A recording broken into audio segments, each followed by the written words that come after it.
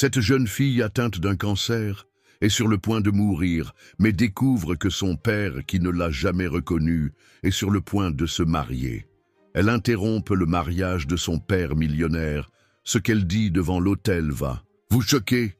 Dites-nous comment s'est passée votre journée, si elle a été bonne ou mauvaise, et abonnez-vous à la chaîne pour soutenir mon travail. » Le soleil matinal filtrait à travers la fenêtre de la chambre, caressant doucement le visage pâle de Sophie.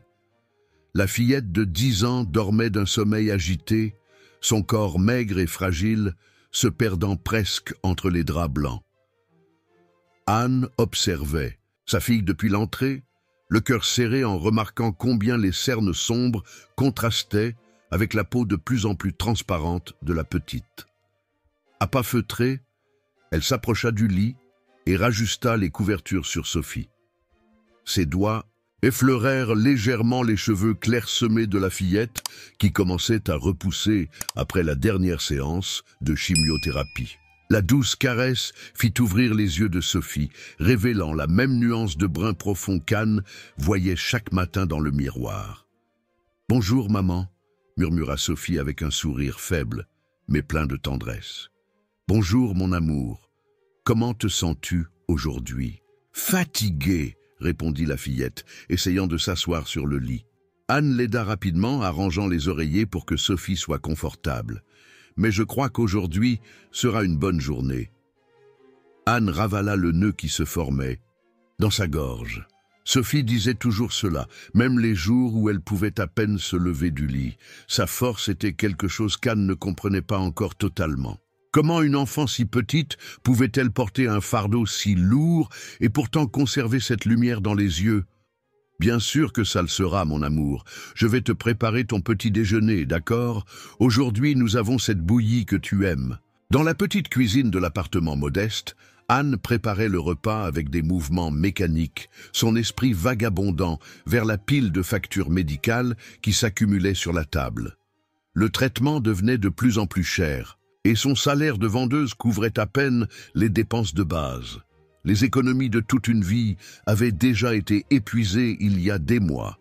Tout en mélangeant la bouillie, ses yeux tombèrent sur le journal arrivé plus tôt. Dans la rubrique mondaine, une photo attira son attention. Lucas Montaigne, chef d'entreprise prospère, annonçait son mariage avec Marine Dubois, héritière d'une des familles les plus influentes de la ville. Le visage de Lucas, avec son sourire confiant et son regard hautain, fit se tordre l'estomac d'Anne. C'était le même visage qui, il y a 11 ans, avait promis l'amour éternel, le même qui avait ensuite tourné le dos quand elle en avait le plus besoin. Le même homme qui n'avait jamais voulu connaître l'existence de sa propre fille, malgré toutes les tentatives d'Anne pour le contacter pendant sa grossesse. « Maman ?» La voix faible de Sophie la ramena à la réalité. La fillette était debout, à la porte de la cuisine, appuyée contre le mur pour se maintenir debout. « Je peux prendre mon petit déjeuner avec toi à la table aujourd'hui ?» Anne plia rapidement le journal, cachant la photo de Lucas. « Bien sûr que tu peux, mon amour. Mais tu n'aurais pas dû te lever seule, tu aurais pu m'appeler. »« J'y arrive, maman. Je ne veux pas toujours rester au lit. » Tout en aidant Sophie à s'asseoir, Anne remarqua combien les mains de sa fille tremblaient en tenant la cuillère. Le médecin avait été clair lors de la dernière consultation. Le cancer progressait plus vite que prévu. Sans un traitement, et plus avancé, les chances de Sophie étaient minimes. Mais ce traitement coûtait une fortune qu'Anne n'avait pas. Elle avait déjà frappé à toutes les portes possibles, imploré toutes les institutions, rempli tous les formulaires d'aide disponibles. Rien n'avait suffi. « Maman ?» appela Sophie à nouveau, sa voix hésitante. « Je peux te poser une question ?»« Bien sûr, mon amour. Qu'est-ce qu'il y a ? Comment était mon père ?» La question frappa Anne comme un coup de poing à l'estomac.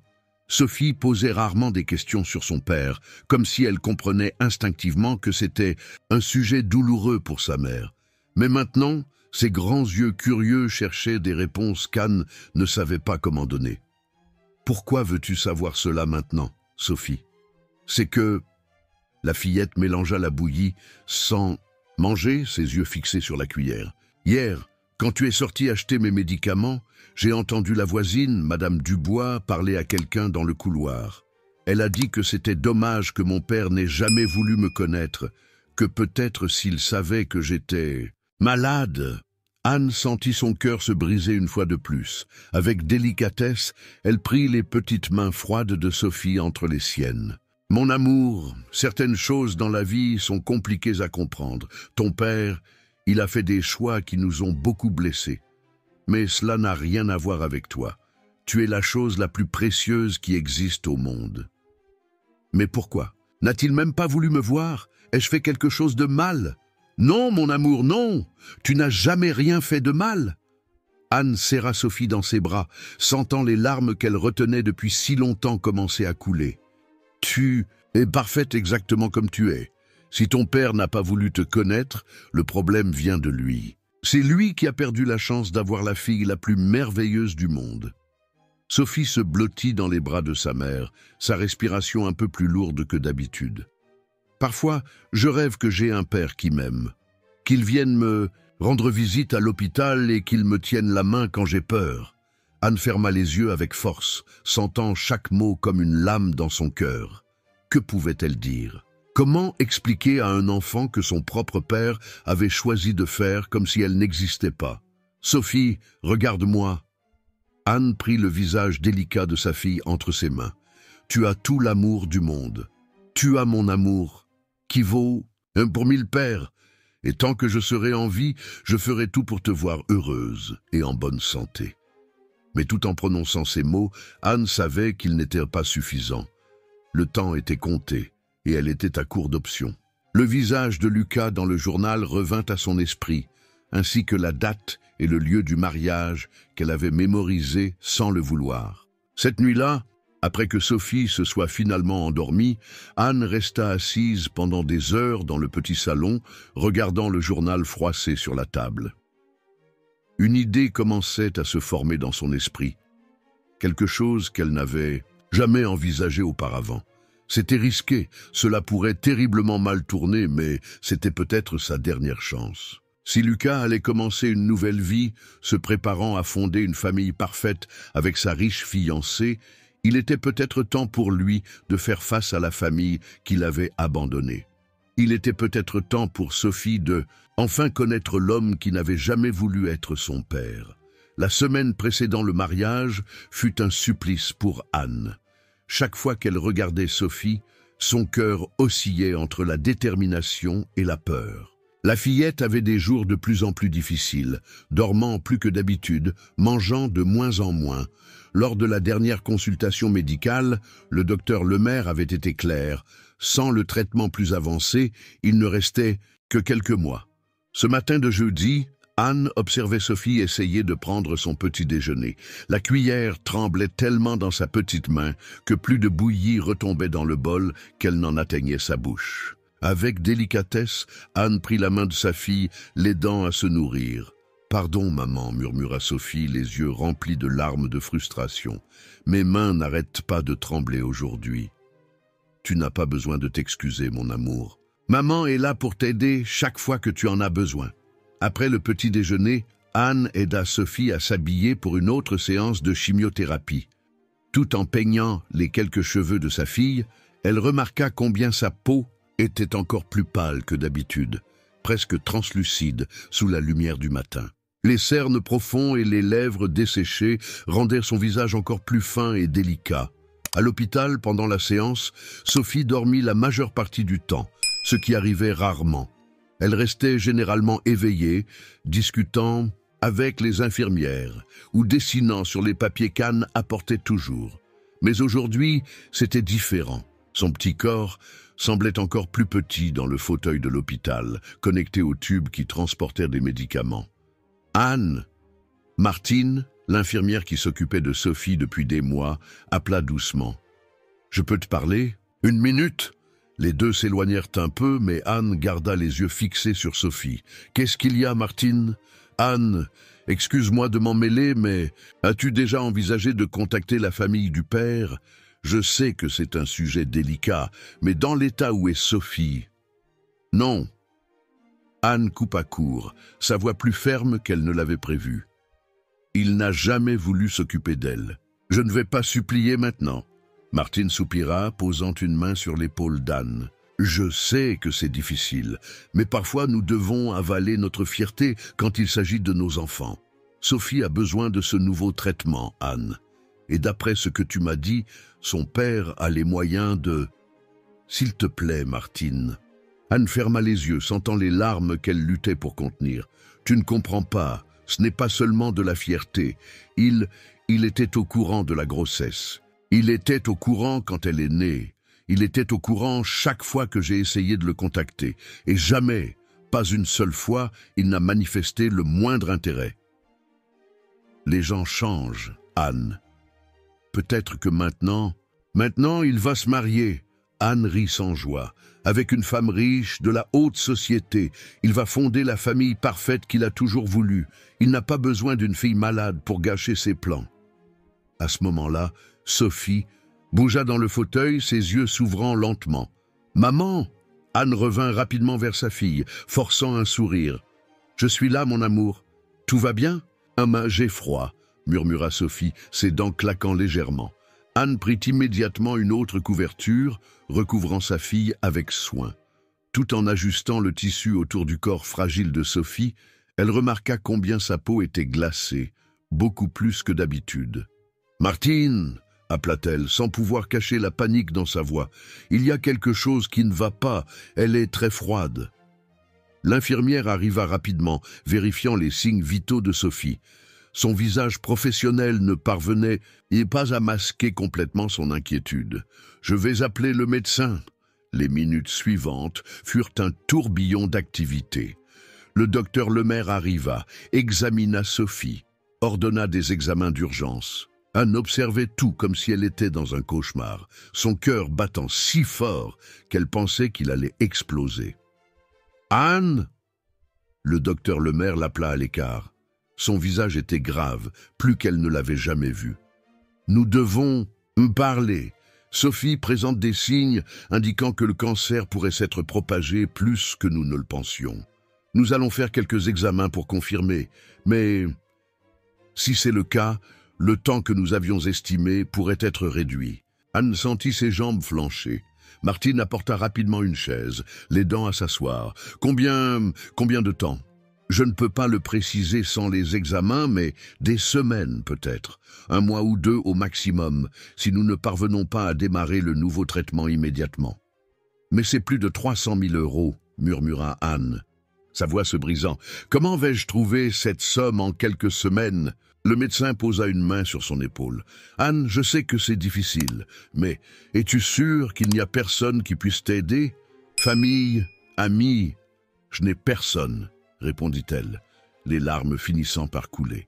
« Je n'ai que Sophie. » Après tous les examens, il faisait déjà nuit quand elles rentrèrent à la maison. Sophie était épuisée, ayant du mal à garder les yeux ouverts. Anne la porta du taxi jusqu'à l'appartement, effrayée de voir à quel point elle était légère. Après avoir mis Sophie au lit et s'être assurée qu'elle dormait, Anne alla dans le salon.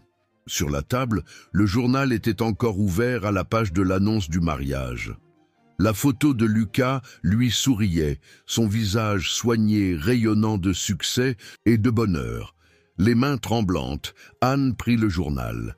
L'église où se déroulerait la cérémonie était l'une des plus traditionnelles de la ville. Le mariage aurait lieu samedi, dans 2 jours. Toute la haute société serait présente pour célébrer l'union de l'entrepreneur prospère avec l'héritière de la famille Dubois. Anne regarda en direction de la chambre de Sophie, entendant sa respiration lourde même à cette distance. Sa fille était en train de mourir. Sa petite fille, si petite et innocente, était en train de perdre la bataille contre une maladie cruelle. Et l'homme qui pourrait l'aider, qui avait entre ses mains le pouvoir de lui sauver la vie, préférait faire comme si elle n'existait pas. À ce moment-là, quelque chose changea à l'intérieur d'Anne.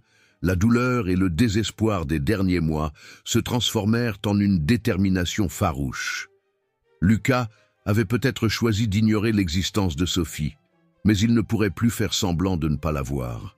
Il devrait regarder dans les yeux la fille qu'il avait abandonnée, ne serait-ce qu'une seule fois. Les mains fermes, Anne prit une feuille de papier et commença à écrire. Elle planifia chaque détail de ce qu'elle ferait. Elle n'avait pas beaucoup d'argent, mais elle en avait assez pour acheter une robe simple pour Sophie, quelque chose de beau qui la ferait se sentir spéciale, même si ce n'était que pour quelques heures. Le son de Sophie qui toussait la ramena à la réalité. Anne courut dans la chambre, trouvant sa fille assise sur le lit, son petit corps secoué par la force de la toux. Quand elle réussit finalement à se calmer, il y avait des taches de sang sur le mouchoir qu'elle utilisait pour couvrir sa bouche. « Maman !» appela Sophie, sa voix plus faible qu'un murmure. « J'ai peur. » Anne s'assit sur le lit, prenant sa fille dans ses bras. « Tu n'as pas besoin d'avoir peur, mon amour. Maman va prendre soin de toi. Tout ira bien, je te le promets. » Tout en berçant Sophie pour la rendormir, Anne sentit les larmes couler sur son visage. Il n'y avait plus de choix. Samedi, elle emmènerait Sophie au mariage. Lucas devrait voir le résultat de ses choix. Il devrait faire face à la fille qu'il était en train de perdre sans jamais l'avoir connue. Mais tout en faisant ses plans, Anne ne pouvait pas imaginer les conséquences que sa décision aurait. Elle ne pouvait pas savoir que ce samedi changerait à jamais non seulement la vie de Sophie, mais celle de toutes les personnes impliquées. Le vendredi se leva gris, comme si le ciel partageait le poids qu'Anne portait dans sa poitrine. Elle avait passé la nuit blanche, assise au bord du lit de Sophie, observant chaque respiration difficile de sa fille. Le sang sur le mouchoir de la veille la hantait encore, ainsi que les mots du médecin sur le temps qui restait. Sophie se réveilla, plus tard que d'habitude, ses yeux mettant du temps à se concentrer sur l'environnement qui l'entourait. Anne remarqua combien ses mains tremblaient encore plus que la veille, combien sa peau semblait presque transparente sous la faible lumière qui entrait par la fenêtre. « Bonjour, mon amour », dit Anne doucement, aidant Sophie à s'asseoir. « Comment te sens-tu ?»« Fatiguée, » répondit Sophie, sa voix n'étant plus qu'un murmure, « et ma tête me fait un peu mal. » Anne prit immédiatement les médicaments contre la douleur, aidant Sophie à les prendre avec de petites gorgées d'eau. Chaque mouvement semblait coûter un effort immense à la fillette, comme si son corps était trop lourd à commander. « Sophie !» commença Anne, s'asseyant au bord du lit. « Je veux t'emmener dans un endroit spécial demain. Tu penses que tu peux ?» Les yeux de Sophie s'illuminèrent légèrement, ce qui arrivait de plus en plus rarement ces derniers jours. « Quel endroit, maman ?» Anne hésita un instant. Comment expliquer à une enfant de 10 ans qu'elle allait l'emmener au mariage du père qui n'avait jamais voulu la connaître? Comment préparer sa fille à un moment qui pourrait être à la fois libérateur et dévastateur? « C'est une surprise, » répondit-elle finalement. « Mais nous devons acheter une belle robe pour toi. Que dirais-tu d'aller au centre commercial aujourd'hui ?» Sophie essaya de sourire, mais l'effort sembla épuiser ses dernières énergies. « Je ne sais pas si je peux marcher autant, maman. Ne t'inquiète pas pour ça. Je vais commander un taxi et tu pourras utiliser le fauteuil roulant que l'assistante sociale nous a prêté. Ce sera rapide, je te promets. » Après un petit déjeuner que Sophie toucha à peine, Anne l'aida à s'habiller. Le processus, qui était autrefois si simple, prenait maintenant près d'1 heure. Chaque mouvement devait être calculé pour ne pas causer plus de douleur ou d'inconfort. Lorsqu'elles réussirent enfin à sortir de la maison, le soleil était déjà haut dans le ciel. Au centre commercial, Anne poussait le fauteuil roulant avec précaution, son cœur se serrant en voyant comment les gens regardaient Anne-Sophie. Certains avec pitié, d'autres détournant rapidement le regard, comme si la vision d'un enfant si malade était trop perturbante à supporter. Dans la boutique de robes, une jeune vendeuse s'approcha avec un sourire sincère, ce qu'Anne remercia silencieusement. Il était rare de trouver des personnes qui ne se laissaient pas intimider par l'apparence fragile de Sophie. « Bonjour, princesse !» La vendeuse se baissa pour se mettre à la hauteur de Sophie. « Je m'appelle Camille. On va trouver une robe magnifique pour toi. » Sophie acquiesça timidement, ses mains serrant les bras du fauteuil roulant. Anne remarqua combien ses doigts étaient encore plus fins, ses ongles commençant à devenir violacés. Aux extrémités, un autre signe de la progression de la maladie que le médecin avait signalé. Gamy apporta plusieurs robes, chacune plus belle que l'autre. Sophie observait avec des yeux brillants, même si son corps démontrait de plus en plus de signes de fatigue. Après en avoir essayé quelques-unes, elles trouvèrent la robe parfaite, une robe bleu clair, simple mais élégante, qui faisait paraître les yeux de Sophie encore plus grands. « Tu es magnifique, mon amour », dit Anne, luttant contre les larmes en voyant Sophie se regarder dans le miroir.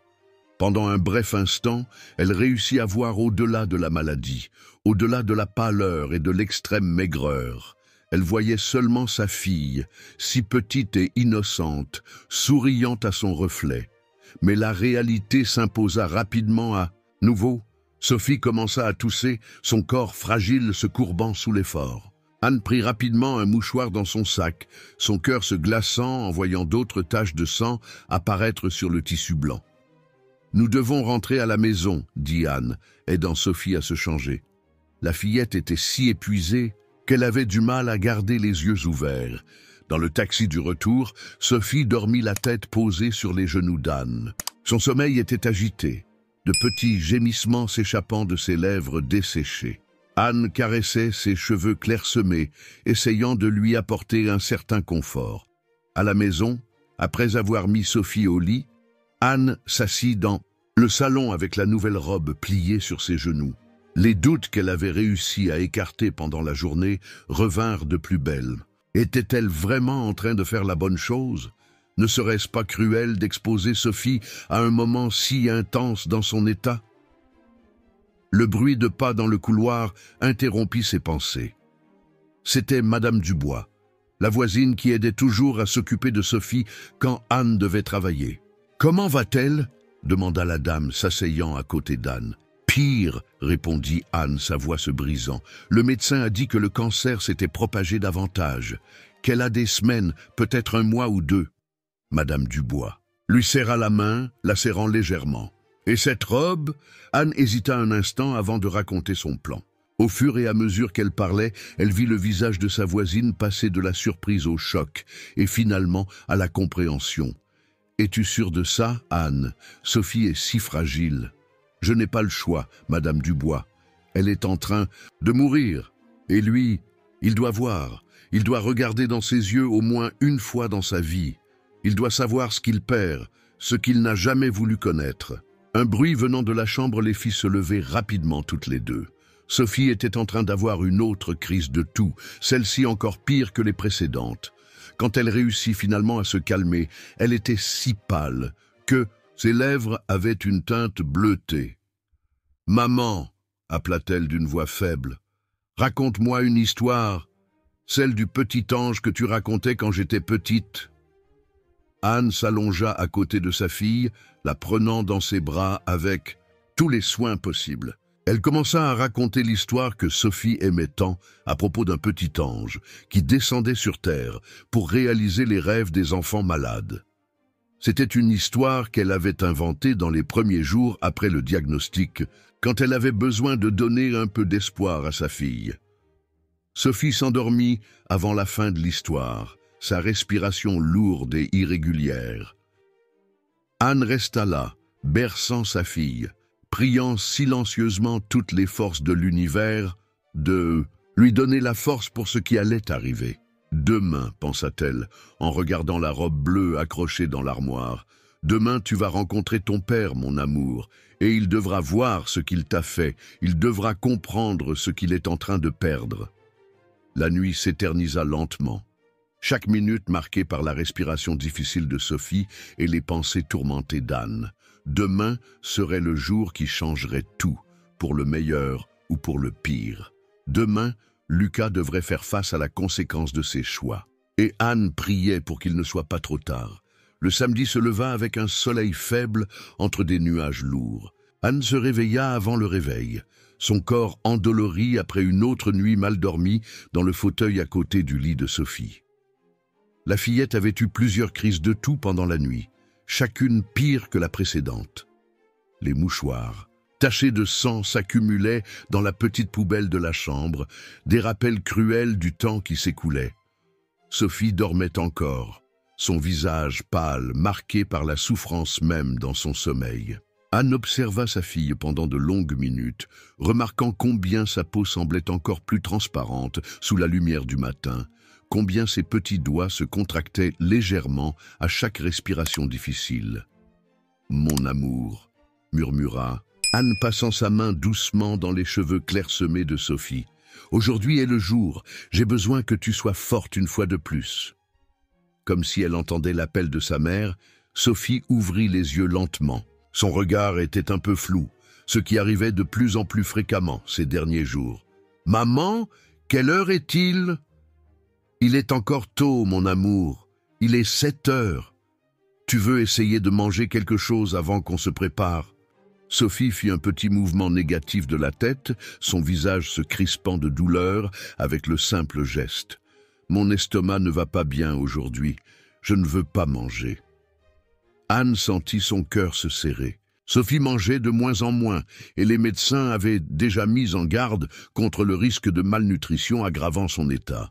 Mais aujourd'hui n'était pas le jour pour forcer. « D'accord, mon amour, mais je vais faire cette tisane à la camomille que tu aimes bien juste pour aider ton estomac. Ça te va ?» Tout en préparant la tisane dans la petite cuisine, Anne entendit des coups doux à la porte. C'était Madame Dubois, portant une petite trousse de toilette. « J'ai apporté quelques affaires pour aider à préparer Sophie, » dit la voisine, montrant le contenu du sac. « Du maquillage léger, quelques épingles à cheveux.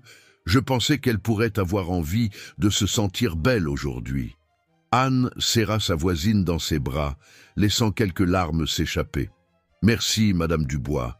Vous ne pouvez pas imaginer combien cela signifie pour moi. » Elles retournèrent ensemble dans la chambre où Sophie luttait encore pour se maintenir assise sur le lit.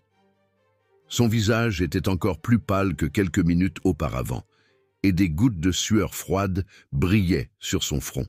« Regarde, qui est venu t'aider à te préparer, mon amour ?» dit Anne, essayant de paraître joyeuse. « Madame Dubois a apporté des choses spéciales pour toi. » Sophie essaya de sourire, mais l'effort sembla épuiser ses dernières énergies. « Je ne sais pas si j'y arrive, maman. Je suis si fatiguée. »« Laisse-nous t'aider, ma chérie. » Madame Dubois s'approcha avec son air maternel. « Tu n'as qu'à rester tranquille et nous laisser tout faire, d'accord ?» Les deux femmes commencèrent à préparer Sophie avec tous les soins possibles. Chaque mouvement était calculé pour ne pas causer plus d'inconfort. Le bain, qui était normalement déjà difficile, semblait aujourd'hui une tâche presque impossible. Sophie avait du mal à tenir debout, ses genoux cédant plusieurs fois. « Calme-toi, mon amour », murmurait Anne, tenant Sophie fermement.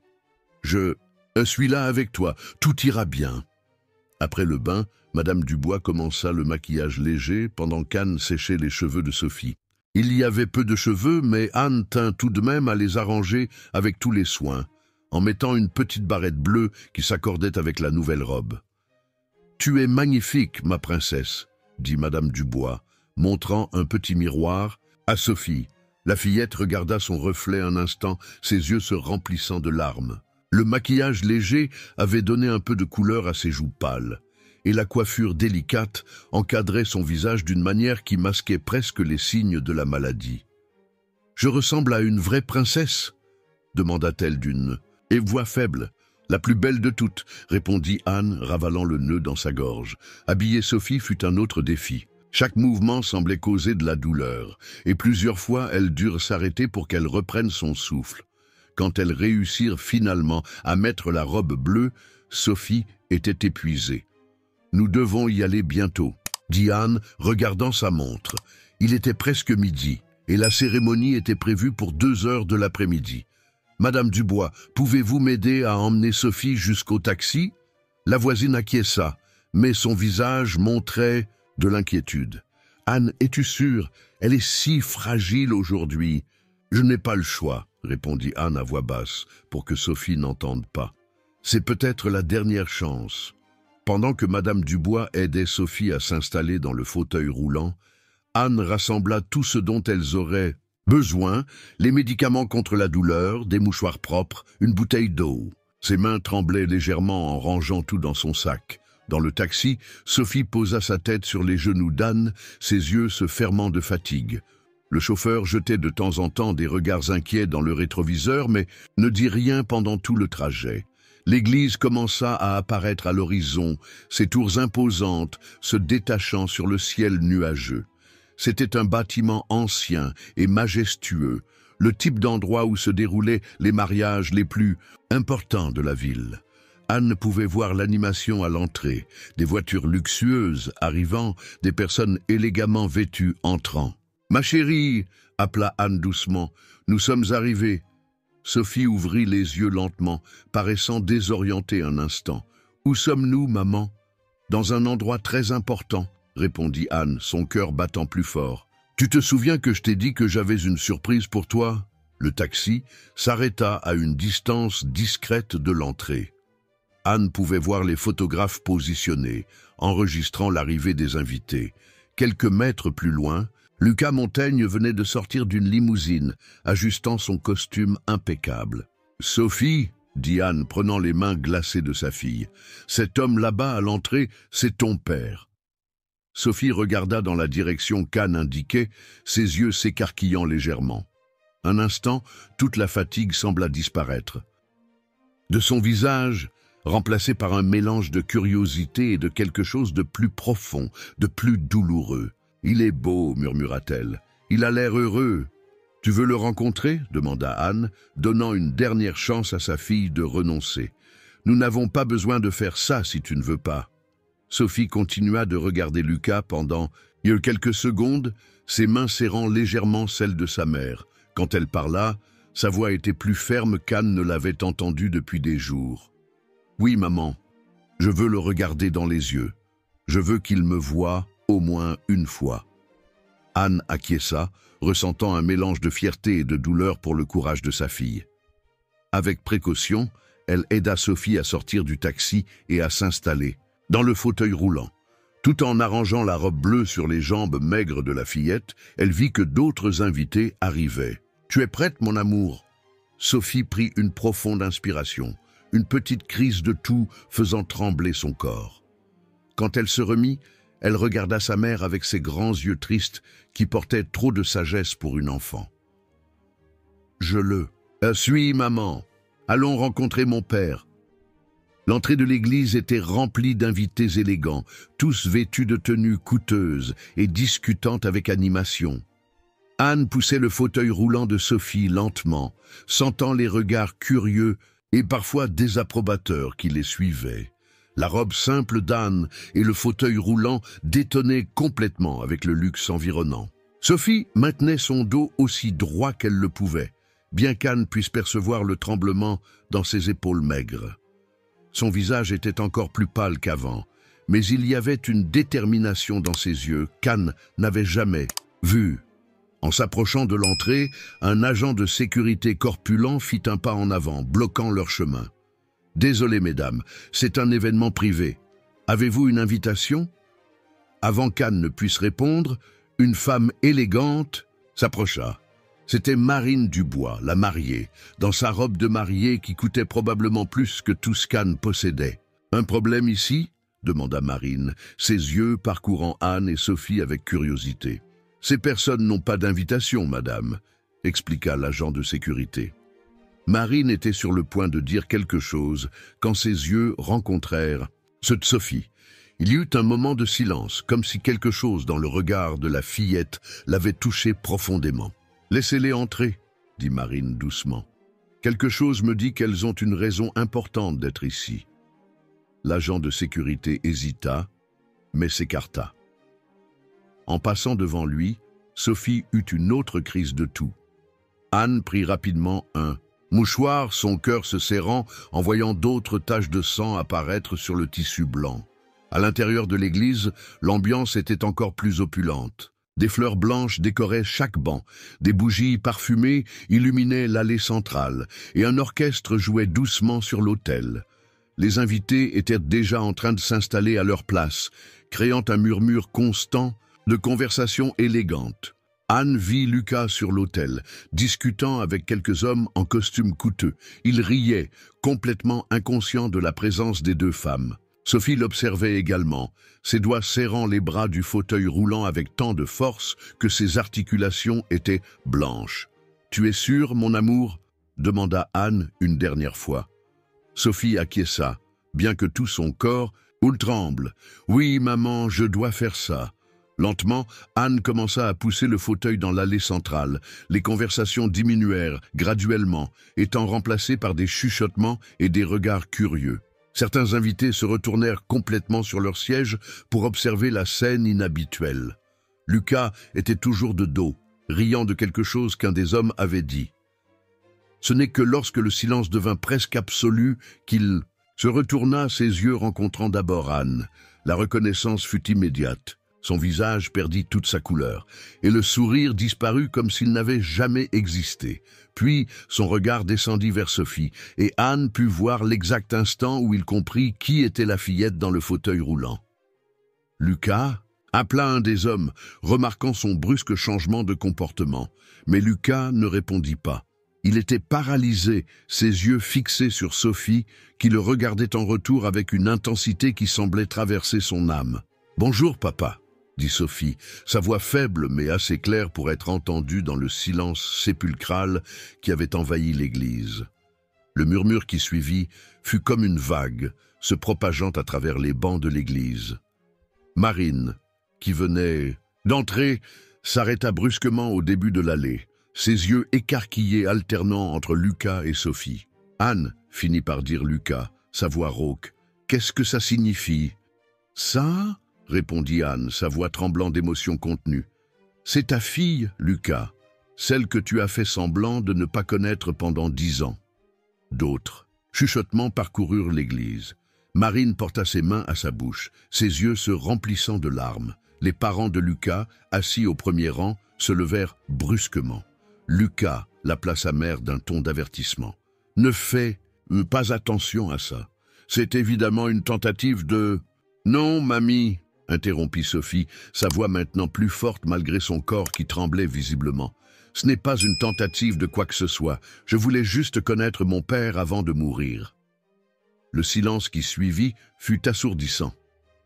Lucas fit un pas instinctif vers Sophie, mais s'arrêta lorsqu'elle eut une autre crise de toux. Anne appuya rapidement le mouchoir contre sa bouche, et cette fois, les taches de sang étaient trop importantes pour être cachées. « Mourir !» répéta Lucas, sa voix passant à peine d'un murmure. « Leucémie !» répondit Anne, ses larmes finissant par couler. « Stade terminal. Les médecins ont donné des semaines, peut-être 1 mois ou 2. » Marine s'approcha lentement, sa robe de mariée bruissant dans le silence. Ses yeux étaient fixés sur Sophie, qui luttait maintenant pour reprendre son souffle après la crise. De tout. « Lucas !» appela Marine, sa voix tremblant. « Tu savais ?» « Il savait, » répondit Anne avant que Lucas ne puisse parler. « Il a su depuis le début. Il a su quand elle est née. Il a su chaque fois que j'ai essayé de le contacter. Il a su quand elle a été diagnostiquée pour la première fois, il y a 2 ans. Il a su quand le cancer est revenu, plus agressif. Il a su toutes les fois où j'ai envoyé des lettres, des emails, des messages. « Arrête !» interrompit la mère de Lucas. « C'est absurde. Lucas n'a jamais... » « Pourquoi ?» demanda Sophie soudainement, sa petite voix coupant la tension comme une lame. « Je voulais juste savoir pourquoi, papa. Pourquoi n'as-tu jamais voulu me connaître? Ai-je fait quelque chose de mal ?» Lucas chancela comme s'il avait reçu un coup de poing. Son visage était un masque d'horreur et de culpabilité, ses mains tremblant visiblement à ses côtés. « Je ne... » commença-t-il, mais les mots semblèrent s'enfuir. « Tu n'as pas besoin de répondre, » dit Sophie, un sourire triste sur ses lèvres pâles. « Je voulais juste que tu me voies une fois. Je voulais juste que tu saches que j'existe, que je suis réel, que je suis ta fille, même si tu n'as jamais voulu être mon père. » À ce moment-là, Sophie se remit à tousser plus violemment qu'avant. Son corps fragile se contorsionnait sous l'effort, et cette fois, le sang tacha non seulement le mouchoir, mais aussi le devant de sa robe bleue. « Nous devons aller à l'hôpital, » dit Anne paniquée, tournant déjà le fauteuil roulant. « Non, maman, » protesta Sophie faiblement, « je n'ai pas encore fini. » Avec un effort visible, Sophie se redressa dans le fauteuil et regarda directement Lucas. Ses yeux, si semblables aux siens, étaient remplis d'une sagesse et d'une tristesse qu'aucun enfant ne devrait porter. « Je te pardonne, papa, » dit-elle doucement. « J'espère que tu seras très heureux avec ta nouvelle famille, et ne t'inquiète pas pour moi. Bientôt je n'existerai plus pour te déranger. » Les mots de Sophie tombèrent comme des bombes dans le silence de l'église. Marine laissa échapper un sanglot étouffé et fit un pas en arrière, s'éloignant de Lucas comme s'il était un étranger. Les invités assistaient à la scène en état de choc, certains pleurant ouvertement. Anne commença à pousser le fauteuil roulant vers la sortie, mais s'arrêta lorsqu'elle entendit la voix de Lucas, brisée et désespérée. « Attends, s'il te plaît, attends. » Anne arrêta le fauteuil roulant, son cœur battant si fort qu'il semblait vouloir sortir de sa poitrine. Sophie était de plus en plus pâle, sa respiration difficile résonnant dans le silence tendu de l'église. Lucas fit un pas vers elle, mais fut empêché par Marine, qui serra son bras avec force. « N'ose pas, » dit Marine, sa voix tremblant de rage. « N'ose pas faire semblant que tu t'en soucies maintenant. »« Marine, je peux expliquer. » commença Lucas, mais fut interrompu par une autre crise de toux de Sophie. Cette fois, le sang tacha non seulement le mouchoir, mais coula sur le coin de sa bouche. Anne sortit rapidement un mouchoir propre de son sac, mais ses mains tremblaient tellement qu'elle avait du mal à le tenir. « Nous devons l'emmener à l'hôpital, » dit une voix féminine. C'était la mère de Marine, qui s'était approchée sans que personne ne s'en aperçoive. « Richard, appelle une ambulance !»« Non !» protesta la mère de Lucas. « C'est clairement une mise en scène. Cette fillette ne peut même pas être... »« Tais-toi, maman !» cria soudainement Lucas, surprenant tout le monde. Son visage était un masque d'angoisse et de culpabilité. « Regarde-la, regarde dans ses yeux et dis que tu ne vois pas... » Il ne réussit pas à terminer sa phrase. Sophie avait commencé à trembler, ses yeux se révulsant légèrement. Anne reconnut les signes. C'était le début d'une crise, quelque chose qui arrivait de plus en plus fréquemment ces derniers jours. « Mon amour, regarde-moi » supplia Anne, désespérément, s'agenouillant devant le fauteuil roulant. « Respire lentement, comme on s'est entraîné. S'il te plaît, ma chérie. » Marine retira soudainement son voile et jeta son bouquet de côté, courant vers elle. « Je suis infirmière » expliqua-t-elle rapidement, commençant déjà à vérifier les signes vitaux de Sophie. « Elle est en train de faire un choc. Nous devons l'allonger. » Avec l'aide de Marine, Anne réussit à sortir Sophie du fauteuil et à l'allonger sur le sol de l'église. Les invités s'approchèrent, formant un cercle autour d'elle. Certains pleuraient ouvertement, d'autres filmaient avec leur téléphone portable, ignorant les demandes désespérées de respect de la vie privée. « L'ambulance est en route », informa quelqu'un. Lucas restait paralysé, observant sa fille lutter pour respirer. Son visage était aussi pâle que celui de Sophie, et ses mains tremblaient visiblement à ses côtés. « Pourquoi ne m'as-tu jamais rien dit ?» demanda Marine, tout en aidant à maintenir Sophie stable. Pourquoi as-tu caché que tu avais une fille ? Je ne... balbutia Lucas, mais fut interrompu par Anne. Parce que c'est un lâche, dit-elle, sans quitter Sophie des yeux. Parce qu'il était plus facile de faire semblant qu'elle n'existait, et pas que d'assumer ses responsabilités. Parce que sa précieuse réputation était plus importante que sa vie. Ce n'est pas vrai, protesta la mère de Lucas. Nous avons protégé notre fils d'une... D'une quoi ? Cria Anne, se tournant enfin pour la regarder. D'une grossesse non désirée, d'une erreur de jeunesse ? C'est ça, Sophie, pour vous, une erreur ? Le silence qui suivit fut assourdissant. Sophie ouvrit les yeux lentement, son regard croisant celui de Lucas. « Papa » appela-t-elle, sa voix n'étant plus qu'un murmure. « Je ne voulais pas gâcher ton mariage. Je voulais juste que tu saches que j'existe, que je suis réel. » Lucas tomba à genoux à côté d'elle, des larmes coulant sur son visage. « Je sais que tu es réel. Pardonne-moi, s'il te plaît. »« Ne pleure pas, papa, » dit Sophie, levant une main tremblante pour toucher le visage de Lucas. « Tout va bien. Bientôt, tu n'auras plus à t'inquiéter pour moi. »« Ne parle pas comme ça, » sanglota Lucas, tenant la petite main glacée de Sophie. « Tout va bien aller, je te promets. Je vais m'occuper de toi. Je vais... » Il est trop tard, interrompit Anne, sa voix chargée d'amertume. Où étais-tu quand elle avait besoin d'un père? Où étais-tu quand elle pleurait de douleur pendant la chimiothérapie? Où étais-tu quand je devais choisir entre acheter ses médicaments ou de la nourriture? Marine, qui surveillait toujours, les signes vitaux de Sophie, laissa échapper un sanglot étouffé. « Lucas, comment as-tu pu ?»« Je ne savais pas, » cria Lucas désespérément. « Je jure que je ne savais pas qu'elle était malade. Si j'avais su... » « Mensonge !» explosa Anne. « J'ai envoyé des lettres, des emails, des messages. J'ai essayé de contacter ton bureau, ta famille. Tu savais, Lucas, tu as toujours su. Tu as juste choisi d'ignorer. » Sophie se remit à tousser, son corps fragile se contorsionnant sous l'effort. Le sang tachait maintenant non seulement sa robe, mais aussi le tapis rouge de l'église. « La tension baisse !» informa Marine avec urgence. « Où est cette ambulance ?» Comme en réponse, le son des sirènes commença à se rapprocher. Des ambulanciers entrèrent en courant dans l'église, poussant un brancard à travers la foule d'invités. « C'est ma fille », dit Lucas lorsqu'ils commencèrent à examiner Sophie. « Elle a la leucémie, elle est en phase terminale. »« Votre fille ?» demanda un des ambulanciers avec incrédulité. « Et où sont les documents médicaux, l'historique de son traitement ?» Lucas ouvrit la bouche. Mais aucun son n'en sortit. C'est Anne qui répondit, sa voix épuisée. « J'ai tout ici. Je suis... » Sa mère, la seule qui a toujours été présente. Pendant que les ambulanciers préparaient Sophie pour le transport, Marine se leva lentement, regardant Lucas comme si elle le voyait pour la première fois.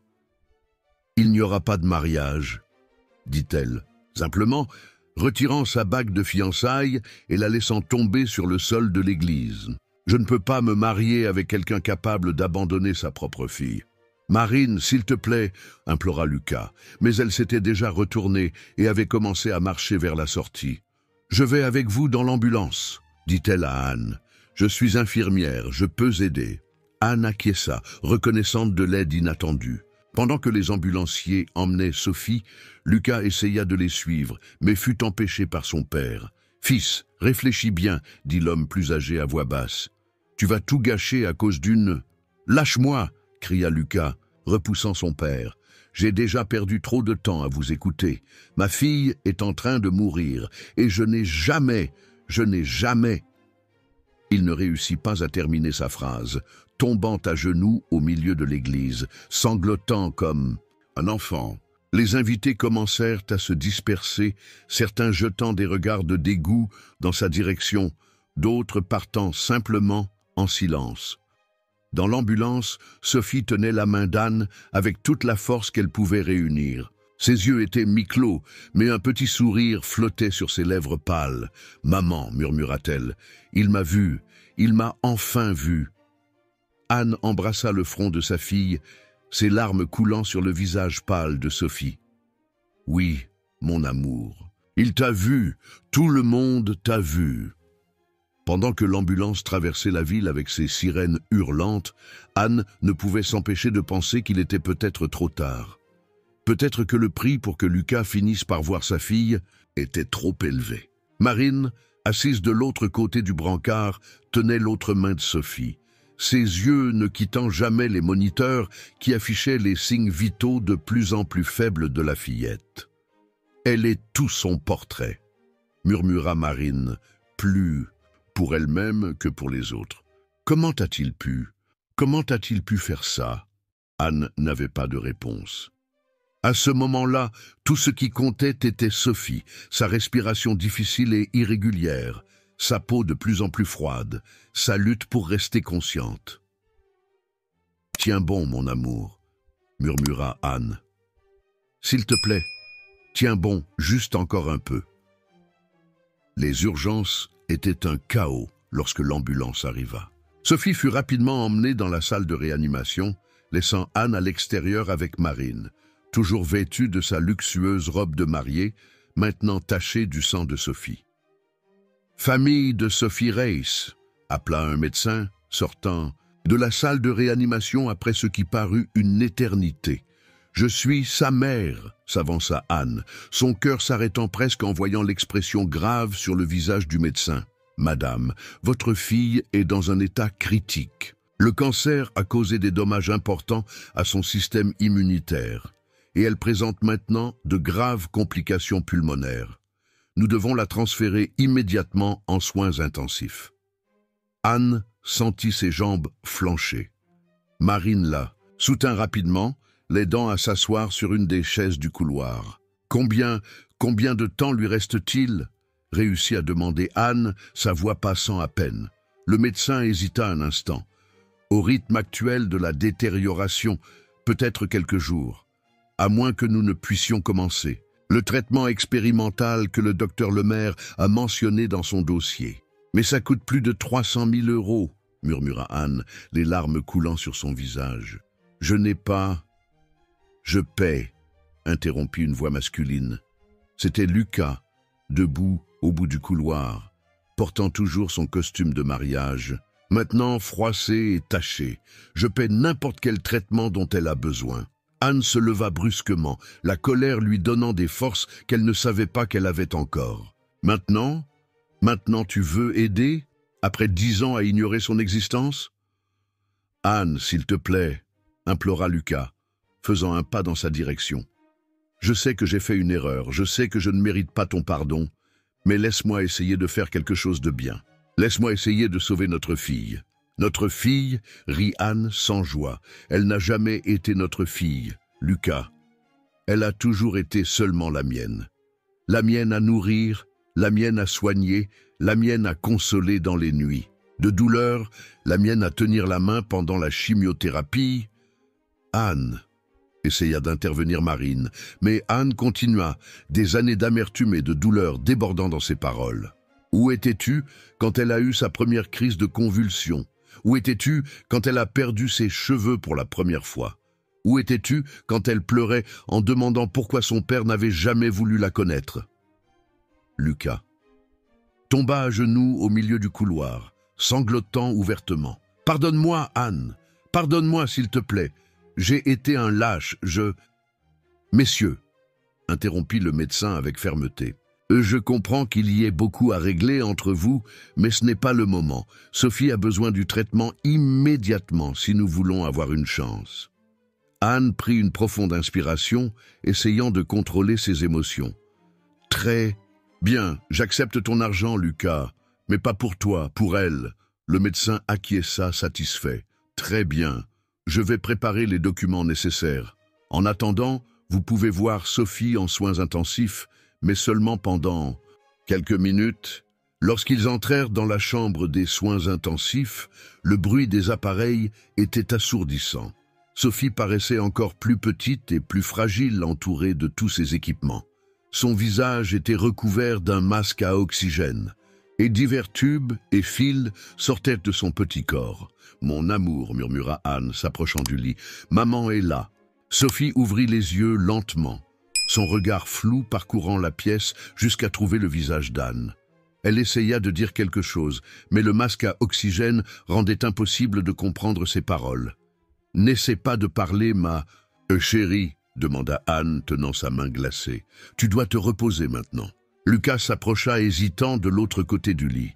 Lorsque Sophie le vit, ses yeux s'écarquillèrent légèrement et une unique larme coula sur son visage pâle.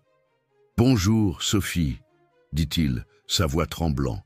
« Je suis ton père et je te promets que je ne te laisserai plus jamais seule. Plus jamais !»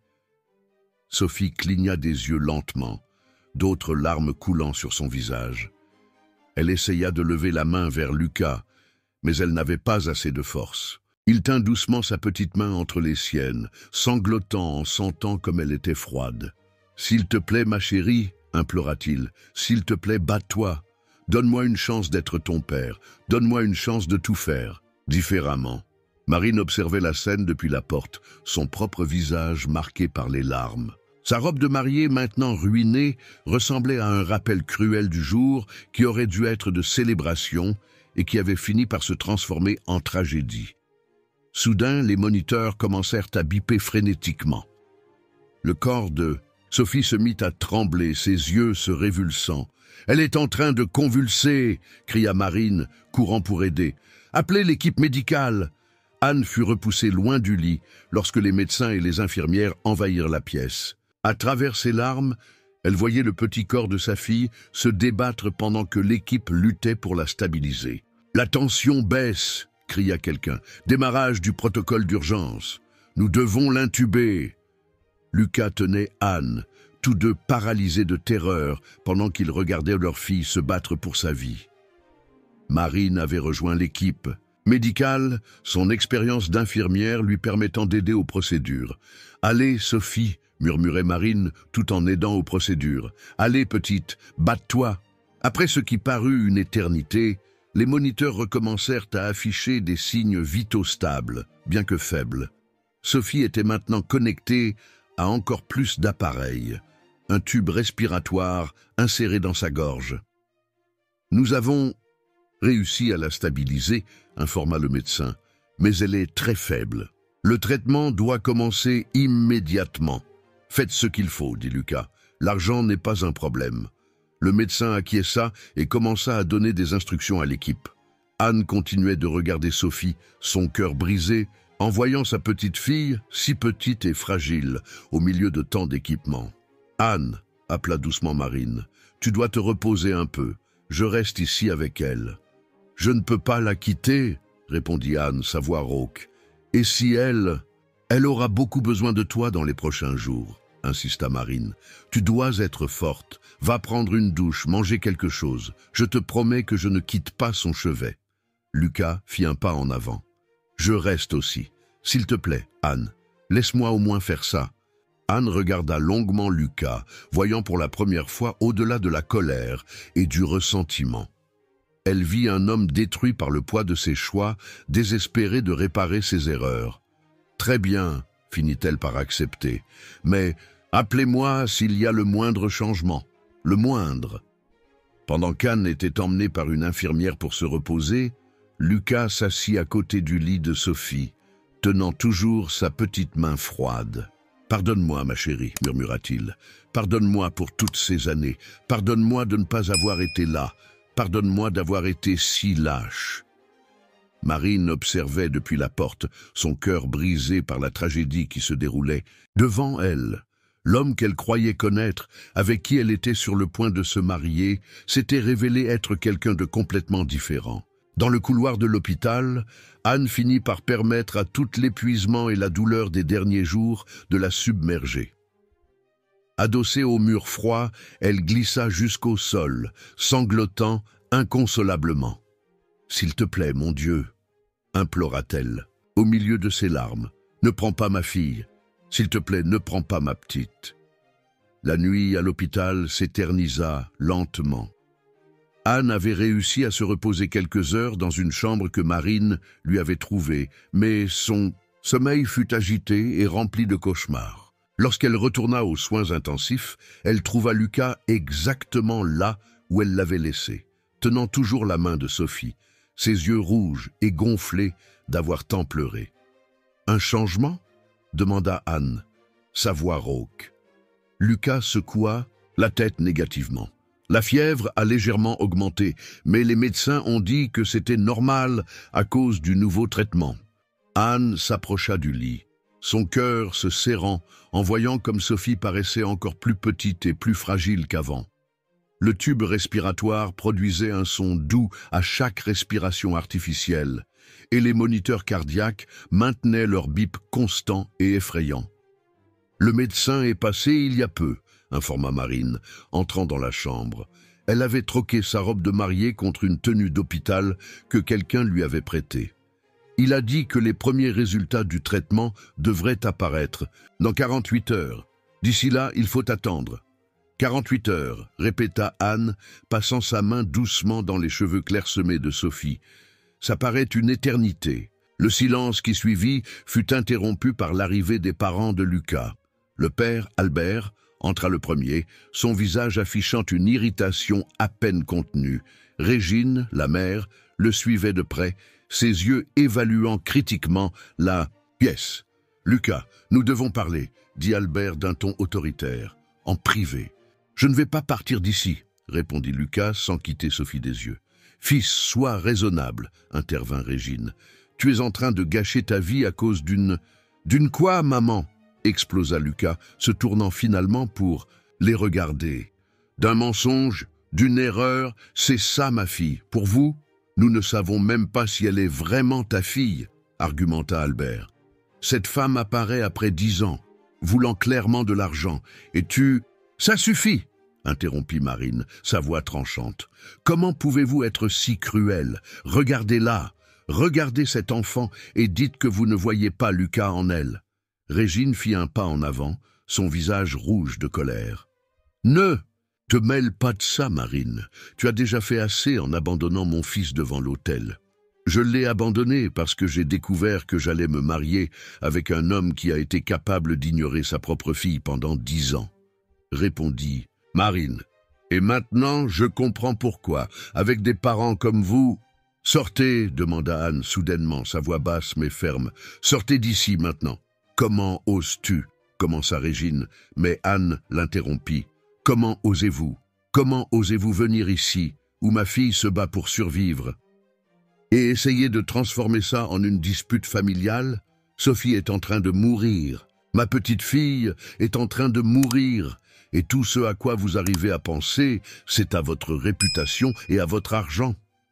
Le moniteur cardiaque de Sophie commença à biper plus rapidement, ses battements s'accélérant même dans l'inconscience. Une infirmière entra rapidement dans la chambre. « S'il vous plaît, vous devez maintenir l'environnement calme », avertit-elle. « La patiente peut sentir l'agitation même sous sédatif. » Albert prit le bras de Régine, la tirant vers la porte. « Allons-y, ma chérie. Clairement, notre fils a choisi son camp. » Avant de sortir, Régine lança un dernier regard venimeux à Lucas. « Lorsque cette farce sera terminée, ne viens pas pleurer dans mes jupes. » Le silence qui suivit fut pesant. Lucas avait repris la main de Sophie, ses larmes coulant silencieusement. « Pardonne-moi, Anne, dit-il après un moment. Pardonne-moi d'avoir laissé ces gens contrôler ma vie pendant si longtemps. Pardonne-moi d'avoir été si faible. » Anne ne répondit pas immédiatement.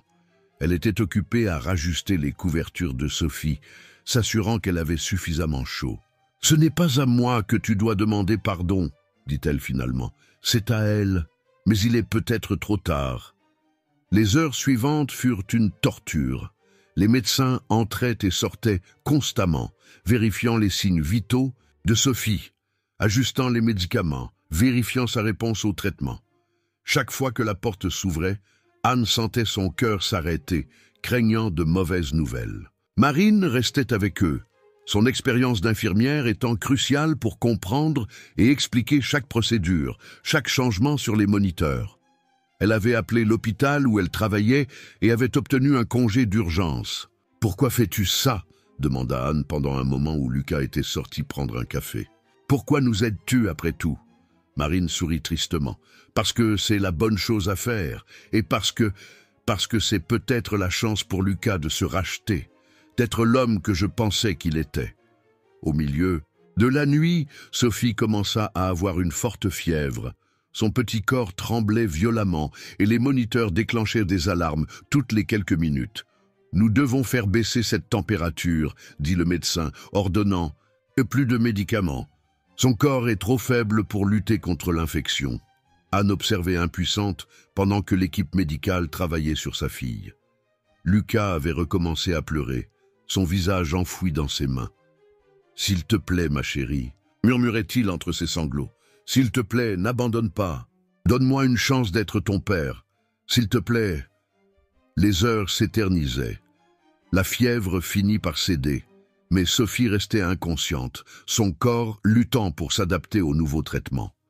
Anne ne quittait pas son chevet, chantant doucement les mêmes chansons de berceuse qu'elle avait l'habitude de chanter lorsque Sophie était bébé. « A-t-elle toujours été comme ça ?» demanda Lucas dans un moment de silence. « Si forte ?»« Oui, » répondit Anne, un petit sourire, triste sur les lèvres. « Depuis sa naissance, toujours à se battre, toujours à sourire, même dans les pires moments. Parle-moi d'elle, demanda Lucas doucement. Parle-moi de tout ce que j'ai manqué. » Anne hésita un instant, mais commença alors à parler. Elle raconta le premier sourire de Sophie, ses premiers pas, ses premiers mots. Elle raconta comment elle avait toujours été une enfant douce et gentille, préoccupée par les autres, même lorsqu'elle souffrait elle-même. Lorsque le cancer est apparu pour la première fois, continua Anne, sa voix étranglée, elle venait d'avoir 8 ans. Lors de la première séance de chimiothérapie, au lieu de pleurer de peur, elle essayait de consoler les autres enfants dans la salle de traitement. Lucas écoutait tout en silence, les larmes coulant librement sur son visage. Marine, qui s'était endormie dans un fauteuil au coin de la pièce, se réveilla au son des voix et écoutait également attentivement. Le jour où ses cheveux ont commencé à tomber, poursuivit Anne, elle m'a demandé de tout raser d'un coup. Elle a dit qu'ainsi, elle pourrait donner ce qui restait pour faire des perruques pour d'autres filles. Elle venait de faire sa première chimio, elle ne se sentait pas bien. Et pourtant, elle ne pensait qu'à aider les autres. Elle est incroyable, commenta Marine doucement. Oui, acquiesça Anne, caressant le visage pâle de Sophie. Elle l'a toujours été. Et maintenant, sa voix se brisa, et pendant un moment, le seul son dans la pièce fut le bip constant des moniteurs et le bruit doux du respirateur. « Elle va s'en sortir », dit Lucas avec une conviction qui surprit tout le monde, lui y compris. « Elle est forte, c'est notre fille Anne, elle va se battre. » Anne le regarda, voyant pour la première fois une lueur de l'homme dont elle était tombée amoureuse tant d'années auparavant. « Notre fille », répéta-t-elle doucement, les mots portant le poids de 10 années d'absence et de douleur. À ce moment-là, les doigts de Sophie bougèrent légèrement entre ceux d'Anne. Ce fut un mouvement presque imperceptible, mais suffisant pour que tout le monde retienne sa respiration. « Sophie » appela doucement Anne. « Maman est là, ma chérie. Papa est là aussi. Nous sommes tous là avec toi. » Mais Sophie ne bougea plus. Les moniteurs continuaient leur bip constant, marquant la bataille silencieuse qu'elle menait pour sa vie. Dehors, le soleil commençait à se lever, marquant le début d'une nouvelle journée d'attente et d'espoir. Une journée qui pourrait apporter autant la guérison que les adieux. Et tout ce qu'ils pouvaient faire était d'attendre, de prier et d'aimer cette fillette qui, même dans le silence de sa lutte, leur enseignait à tous le vrai sens de la force et du pardon. Le 3e jour d'hospitalisation commença avec une nouvelle dévastatrice. Le médecin responsable du cas de Sophie réunit Anne, Lucas et Marine dans son bureau, son visage grave tandis qu'il expliquait la situation. « Le traitement n'a pas la réponse que nous espérions, » dit-il, montrant les derniers examens. « Son corps est trop faible pour supporter le médicament au dosage nécessaire. Nous sommes en train de perdre la bataille. » Anne sentit le sol se dérober sous ses pieds. Lucas, à ses côtés, laissa échapper un sanglot étouffé. « Combien de temps ?» demanda Marine, sa voix professionnelle ne parvenant pas à masquer complètement l'émotion. « Si nous continuons à ce rythme, 24 heures, peut-être moins, » répondit doucement le médecin. « Je suis désolé. » Anne se leva brusquement, titubant vers la porte. Elle ne pouvait plus rien entendre. Elle ne pouvait pas accepter qu'après tant de luttes, après tant de souffrances, sa petite fille était en train de perdre la bataille. Lucas la rattrapa dans le couloir, tenant ses bras pour l'empêcher de tomber. « Anne, attends! Lâche-moi » cria-t-elle se débattant. « Tout est de ta faute. Si tu avais aidé avant, si tu avais été présent, peut-être... » Sa voix se brisa, se transformant en sanglots désespérés. Lucas la tira dans ses bras, et pour la première fois depuis 10 ans, Anne ne résista pas. Tous deux glissèrent jusqu'au sol, pleurant ensemble leur fille qu'ils étaient en train de perdre. « Pardonne-moi » répétait Lucas entre ses sanglots. « Pardonne-moi, s'il te plaît. Je donnerai ma vie pour revenir en arrière, pour avoir été présent, pour avoir connu chaque moment. » Marine observait la scène avec le cœur brisé. Elle avait annulé définitivement son mariage ce matin-là, renvoyant la bague de fiançailles par la poste. Maintenant, en voyant Lucas et Anne unis dans leur douleur, elle savait qu'elle avait fait le bon choix. « Il doit y avoir quelque chose que nous pouvons faire, » dit-elle, s'agenouillant à côté d'eux. Un autre traitement, une alternative. Nous avons déjà tout essayé, répondit Anne, sa voix brisée. Nous avons dépensé toutes nos économies. Nous avons tenté tous les traitements que nous pouvions payer. Et maintenant que nous avons enfin des ressources. Il est trop tard, compléta Lucas, l'amertume évidente dans sa voix. Tout mon argent ne sert à rien maintenant. À ce moment-là, une infirmière arriva en courant dans le couloir. Vous devez venir. Vite, Sophie. Tous trois se levèrent d'un bond, courant vers les soins intensifs. La chambre de Sophie était remplie de médecins et d'infirmières, tous travaillant frénétiquement autour du corps petit et fragile de la fillette. « Que se passe-t-il » demanda Anne paniquée. « Elle est en train de faire un arrêt cardiaque » expliqua Marine, évaluant rapidement les moniteurs. « Ils essaient de la réanimer. » Anne regardait impuissante pendant que l'équipe médicale luttait pour ramener sa fille à la vie. Lucas était tombé à genoux, priant à voix haute, implorant Dieu de ne pas prendre sa petite. « C'est revenu !» cria quelqu'un, et le son des battements cardiaques remplit à nouveau la pièce. « Mais c'est très faible !» avertit le médecin. « Nous devons la stabiliser. » Les heures suivantes furent une torture. Sophie avait survécu à l'arrêt cardiaque, mais son corps était de plus en plus faible. Les médecins avaient augmenté la sédation pour essayer de lui donner un peu de confort. Mais cela signifiait qu'elle ne se réveillerait probablement plus. « J'aimerais tellement qu'elle ouvre les yeux une fois de plus, » murmura Anne, caressant le visage pâle de Sophie. « J'aimerais tellement lui dire que je l'aime une fois de plus. » Lucas, de l'autre côté du lit, tenait l'autre main de Sophie. « J'aurais tellement aimé avoir la chance d'être un père, pour de vrai, d'avoir connu son sourire, d'avoir entendu son rire. » Marine entra dans la chambre en apportant du café pour tout le monde.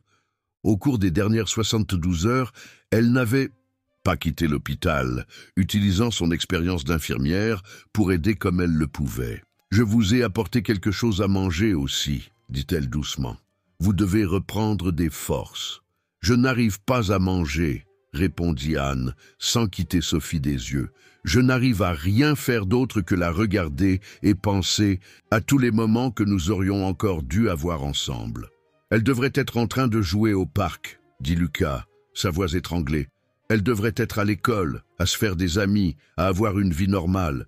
Et au lieu de ça, sa voix se brisa lorsque les moniteurs recommencèrent à biper. Le cœur de Sophie était en train de lâcher une fois de plus. « Non, non, non !» implora Anne, tenant la main de sa fille avec force. « S'il te plaît, ma chérie, tiens bon. S'il te plaît, ne me quitte pas. » L'équipe médicale envahit à nouveau la pièce. Mais cette fois, leurs mouvements étaient différents, moins urgents, plus résignés. « Nous devons la sédater davantage, » dit un des médecins. « Elle souffre. »« Non !» cria Anne. « Vous ne pouvez pas abandonner. Elle est forte. Elle a toujours été forte. » Marine prit Anne par les épaules, ses propres larmes coulant. « Anne, écoute, ils n'abandonnent pas.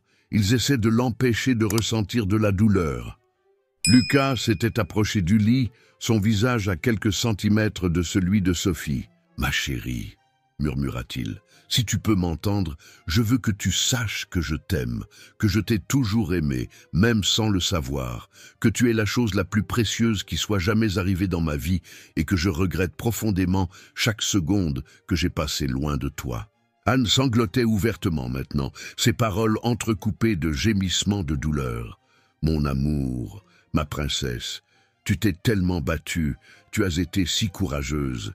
Si tu as besoin de te reposer, c'est d'accord. Maman comprend.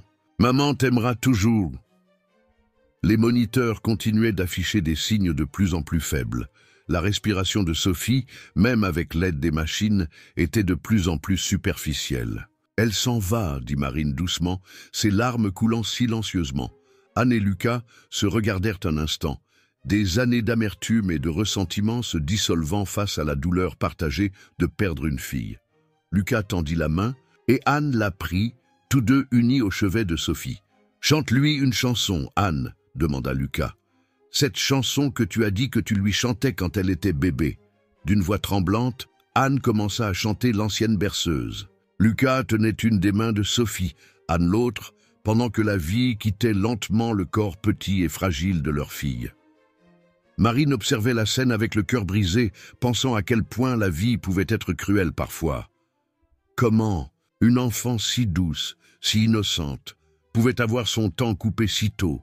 Comment une famille qui aurait pu être heureuse avait été détruite par l'orgueil, la peur et les préjugés?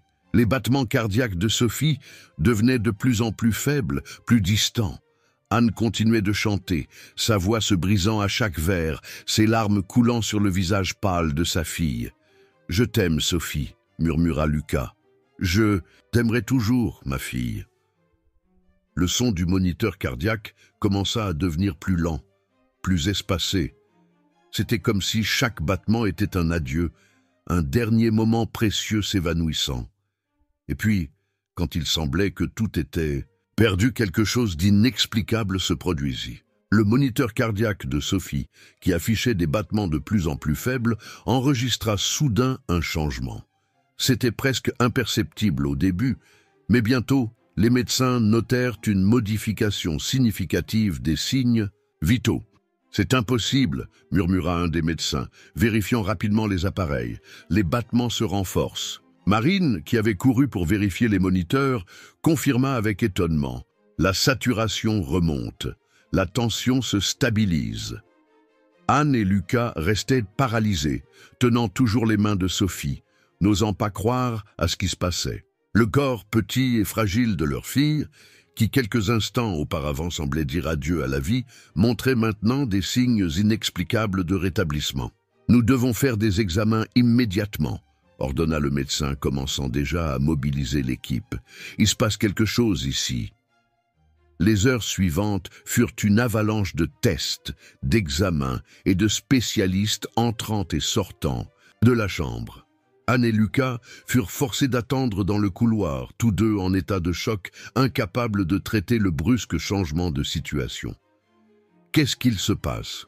demanda Anne pour la 1000e fois, sa voix rauque d'avoir tant pleuré. « Comment est-ce possible ?» Lucas secouait la tête, tout aussi perdu. « Je ne sais pas, mais... » « Elle se bat, Anne. Notre fille se bat. » Marine sortait et entrait de la chambre constamment, leur apportant des mises à jour. Son expérience d'infirmière lui permettait de participer aux procédures et de comprendre ce qui se passait. Son corps répond au traitement, expliqua-t-elle pendant une des pauses. C'est comme si quelque chose avait changé, comme si son organisme avait finalement trouvé la force de se battre.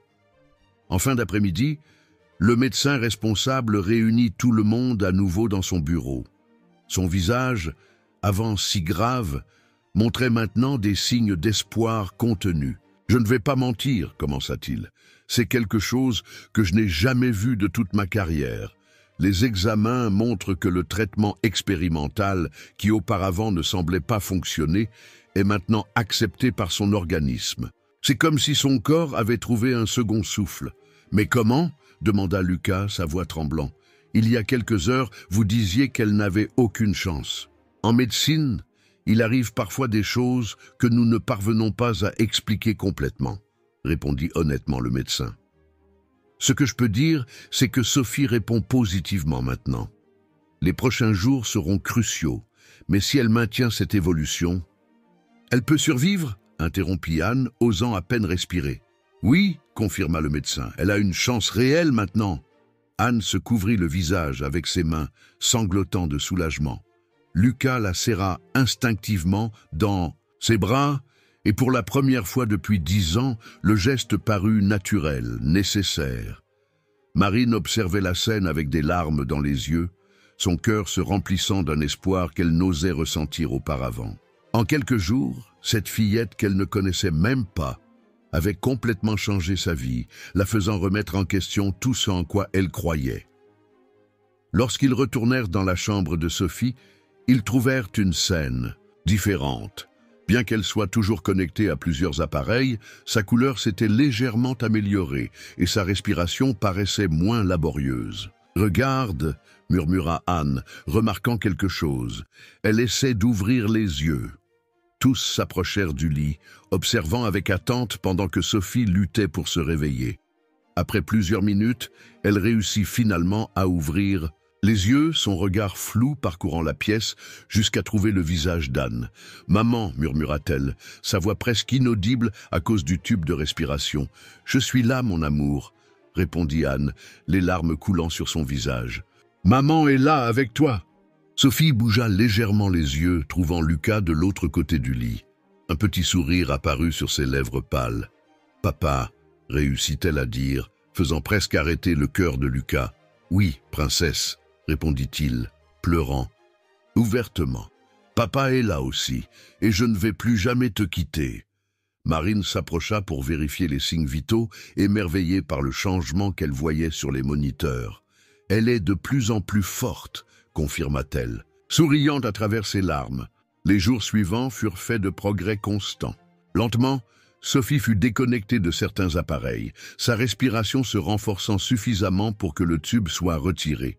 Sa couleur s'améliorait de jour en jour, et bien qu'elle soit encore très faible, les médecins étaient optimistes. Anne et Lucas se relayaient à son chevet, aucun des deux ne voulant perdre un seul moment. La rancœur et le ressentiment des années laissaient place à une compréhension silencieuse, une trêve née de l'amour partagé pour leur fille.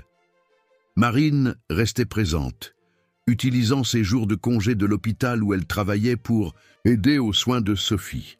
La fillette s'était attachée à elle, souriant toujours lorsqu'elle la voyait entrer dans la chambre. Une semaine après le rétablissement inexplicable, Sophie était assise sur son lit, mangeant de la soupe avec l'aide d'Anne. Ses cheveux avaient commencé à repousser, de petites mèches foncées recouvrant sa tête. « Papa !» appela-t-elle, après avoir fini de manger. « Je peux te demander quelque chose. »« Tout ce que tu veux, princesse. » répondit Lucas promptement. « Reste avec nous, pour toujours. » La demande simple et directe, faite avec l'innocence que seul un enfant possède, frappa Lucas comme un coup de poing à l'estomac. Il regarda Anne, qui avait également été prise au dépourvu par la question. « Sophie, » commença Anne doucement, « c'est compliqué. »« Non, ce n'est pas compliqué, maman, » interrompit Sophie, sa voix plus forte qu'elle ne l'avait été depuis des semaines. « J'ai failli mourir, et quand j'étais en train de mourir, je vous ai vus tous les deux ensemble, tenant mes mains, chantant des chansons. C'était tout ce que j'ai toujours voulu. » Marine, qui vérifiait les médicaments au coin de la pièce, dissimula ses propres larmes.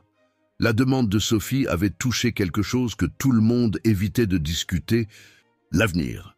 Lucas s'approcha du lit, s'asseyant sur le bord. « Sophie, je te promets que je serai toujours présent dans ta vie maintenant, toujours. Mais ta mère et moi, vous vous aimiez autrefois, » compléta Sophie. « Je l'ai vu sur les vieilles photos que Mamie Dubois m'a montrées.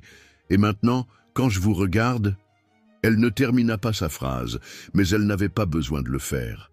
Quelque chose avait changé entre Anne et Lucas pendant ces jours d'agonie et d'espoir.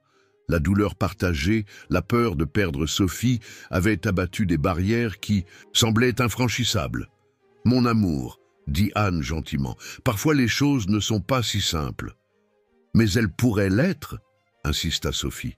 « Vous pourriez essayer, au moins, pour moi ?» La demande flottait dans l'air, chargée d'espoir et de possibilités. Anne et Lucas se regardèrent, des années d'histoire passant silencieusement entre eux.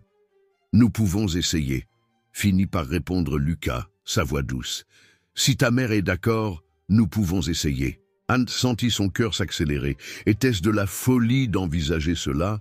Après tout ce qui s'était passé, après toutes les souffrances, serait-il possible de recommencer? Elle regarda sa fille, qui les observait avec des yeux remplis d'espoir.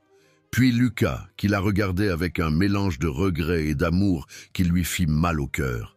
« Nous pouvons essayer, » finit-elle par accepter. Un jour à la fois. Le sourire qui illumina le visage de Sophie fut comme un rayon de soleil. Après une tempête, Marine, toujours au coin de la pièce, sourit à travers ses larmes. Parfois, pensa-t-elle, il faut presque tout perdre pour retrouver le chemin du retour. Cette nuit-là, pendant que Sophie dormait paisiblement, Anne et Lucas parlèrent pour la première fois depuis des années, sans colère ni accusation. Il y avait beaucoup à dire, beaucoup à pardonner, mais l'amour pour leur fille avait ouvert une porte que tous deux pensaient être fermée à jamais. Et ainsi, dans le même hôpital où ils avaient failli perdre Sophie, quelque chose de nouveau commençait à naître. Une seconde chance non seulement pour elle, mais pour tous. 1 mois s'était écoulé depuis le jour où Sophie avait failli partir. L'automne arrivait doucement dans la ville, peignant les arbres de l'hôpital avec des tons dorés et rouges. Le rétablissement de la fillette surprenait même les médecins les plus expérimentés. C'était comme si, après avoir trouvé sa famille véritablement unie, son corps avait trouvé des forces renouvelées pour se battre. Ce samedi matin, Anne aidait Sophie à s'habiller. C'était un jour spécial. Après 45 jours d'hospitalisation, elle allait enfin sortir. Le traitement continuerait à la maison, mais les médecins étaient optimistes quant à son rétablissement. Maman, appela Sophie pendant qu'Anne peignait ses cheveux qui formaient maintenant un doux duvet foncé recouvrant sa tête. « Est-ce que papa vient aujourd'hui ?» Anne sourit, arrangeant la nouvelle blouse que Lucas avait achetée pour sa fille. « Bien sûr qu'il vient, mon amour. Il est juste allé régler quelques affaires au travail et il revient. » Au cours des dernières semaines, Lucas s'était complètement transformé. Il avait démissionné de l'entreprise de sa famille, vendu ses actions et ouvert sa propre entreprise, quelque chose de plus petit, de plus simple, qui lui permettrait de passer plus de temps avec Sophie. Ses parents, mécontents de sa décision, avaient coupé les ponts avec lui, mais pour la première fois de sa vie, Lucas sentait qu'il faisait la bonne chose. Marine entra dans la chambre, portant quelques papiers. Bien qu'elle ne soit plus la fiancée de Lucas, elle était devenue une présence constante dans leur vie.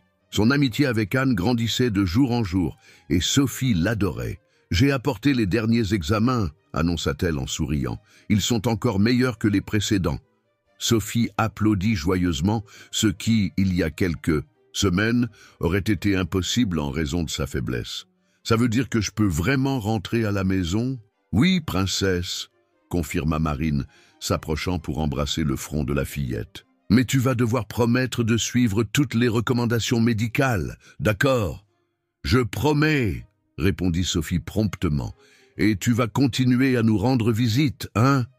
Marine échangea un regard ému avec Anne. « Bien sûr, et que oui, chaque fois que je le pourrai. » La porte s'ouvrit à nouveau et Lucas entra, portant un ours en peluche presque plus grand que Sophie. Ses yeux brillaient de joie en voyant sa fille assise sur le lit, rose et souriante, une image si différente de la fillette fragile qu'il avait rencontrée le jour de son mariage raté. « Papa !» s'exclama Sophie, ses yeux s'écarquillant en voyant le cadeau. « Il est pour moi ?»« Bien sûr que oui, princesse, » répondit-il, plaçant l'ours à côté d'elle sur le lit. « J'ai pensé que tu aimerais avoir un compagnon pour ta nouvelle maison. » Anne haussa un sourcil. « Nouvelle maison ?» Lucas parut soudainement nerveux. « Eh bien, je voulais te parler de ça, en privé. » Marine comprit rapidement le sous-entendu. « Viens, Sophie, allons montrer ton nouvel ami aux infirmières pendant que tes parents discutent. » Après leur départ, Lucas s'assit sur le bord du lit, ses mains agitées, trahissant sa nervosité. « Anne, » commença-t-il, « je sais qu'il est tôt, que nous avons encore beaucoup de choses à régler entre nous, mais j'ai acheté une maison, pour nous trois. » Anne sentit son cœur faire un bond. « Lucas, laisse-moi terminer, s'il te plaît, » demanda-t-il. « C'est une maison simple, rien comparé au manoir de mes parents. Elle a un grand jardin, parfait pour que Sophie joue quand elle sera plus forte. Elle est située près de l'hôpital pour faciliter son traitement. Et elle a 2 chambres doubles, une à chaque étage. » Il fit une pause, rassemblant son courage pour continuer. « Je ne te demande pas de redevenir ce que nous étions autrefois. Je veux seulement que nous essayions de créer un foyer pour notre fille. Tu peux prendre la chambre du haut, je prendrai celle du bas. Nous pouvons y aller doucement, sans pression. » Anne l'observait en silence, des larmes silencieuses coulant sur son visage. Il était difficile de croire que c'était le même homme qui avait nié l'existence de Sophie pendant si longtemps. « Pourquoi fais-tu ça, Lucas ?» demanda-t-elle doucement. « Parce que j'ai failli vous perdre toutes les deux, » répondit-il, sa voix étranglée. Parce que j'ai passé 10 ans à vivre un mensonge, à essayer d'être le fils parfait, l'entrepreneur parfait, et ce n'est que lorsque j'ai vu notre fille se battre pour survivre que j'ai réalisé à quel point j'avais tort, à quel point j'ai gâché ma vie.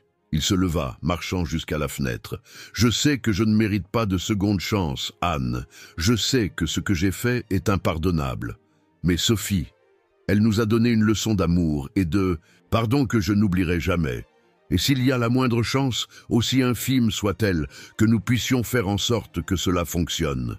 Anne s'approcha de lui, son cœur battant la chamade. Tu as raison, tu ne mérites pas de seconde chance. Lucas ferma les yeux, acceptant le coup, mais Anne n'avait pas terminé. Mais Sophie mérite une première chance d'avoir une famille. Une vraie famille? Il se tourna pour la regarder, osant à peine croire ce qu'il entendait. « Ce ne sera pas facile, » continua Anne. « Il y a beaucoup de rancœur, beaucoup de douleur entre nous. Mais si tu es vraiment prêt à essayer, je le suis, » répondit-il immédiatement, « de tout mon cœur. » À ce moment-là, ils entendirent des rires venant du couloir. Sophie revenait dans son fauteuil roulant, poussée par Marine, l'énorme ours en peluche sur ses genoux. « Regarde, papa !» s'exclama-t-elle joyeusement. « Tati Marine a dit que quand j'irai mieux, elle m'apprendra à faire des tresses dans ses cheveux. » Lucas et Anne échangèrent un regard, souriant à travers leurs larmes. Comment un enfant qui avait tant souffert pouvait-il encore conserver cette joie, cette pureté? « Sophie, » appela doucement Anne, « ton papa veut nous montrer quelque chose, une surprise. » Les yeux de la fillette brillèrent. « Qu'est-ce que c'est ?» « Notre nouvelle maison, » répondit Lucas, s'agenouillant à côté du fauteuil roulant. « Un endroit où nous pouvons être une vraie famille. Qu'est-ce que tu en penses ?» Sophie regarda de l'un à l'autre, son sourire illuminant toute la pièce. « Tous ensemble? Pour toujours ?»« Tous ensemble, » confirma Anne. Un jour à la fois. Marine observait la scène avec le cœur rempli d'émotion. Au cours des dernières semaines, elle avait appris que parfois l'amour prend des formes différentes de celles que nous imaginons. Que parfois, il faut perdre un rêve pour trouver un but plus grand. « Tati Marine !» appela Sophie. « Tu viendras aussi nous rendre visite dans la nouvelle maison, hein? Chaque fois que vous voudrez de moi, princesse. » Le médecin entra dans la chambre avec les papiers de sortie, souriant en voyant la scène, familiale. Eh bien, il semble que tout soit prêt. Sophie est officiellement autorisée à rentrer chez elle. Maison. Le mot avait maintenant une signification complètement nouvelle pour eux tous. Pendant qu'ils rangeaient les dernières affaires de Sophie, Anne ne pouvait s'empêcher de penser à quel point la vie pouvait être pleine de revirements.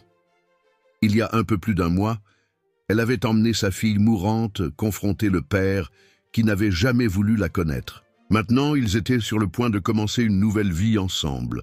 Lucas prit Sophie dans ses bras, refusant le fauteuil roulant pour les derniers mètres. « Prête à rentrer à la maison, princesse ?»